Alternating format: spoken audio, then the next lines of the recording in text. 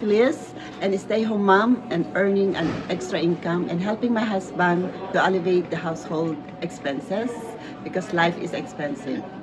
Hi, ako si Nelia, isang dental assistant and hygienist. Nagtatrabaho ako ng napakahabang oras, mahigit 10 hours a day, 6 days a week.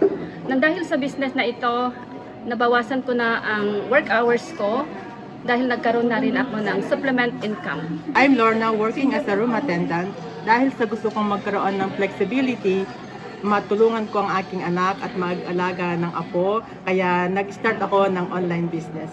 It's Beverly po. Dati po akong registered nurse.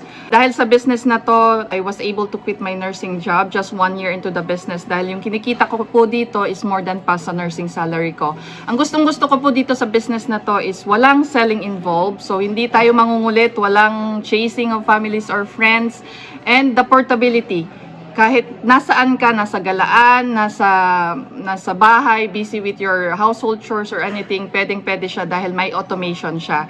And napakadaling sundan because of our step-by-step training. So if you have this burning desire po, na mabago ang current situation nyo from living, from paycheck to paycheck po, this is it.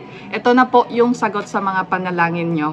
So check this out po, meron po kaming free info session. Just register or click the link the bottom of this video. Merong learn more po doon. Click nyo lang po yon and then register your name and email address sa website po namin. And then, ma-receive nyo po galing sa amin yung personalized need nyo to access our free info session for you to learn more. Don't forget po to add us on Facebook and then join our free Facebook group para malaman nyo po yung mga resulta nitong business na to worldwide.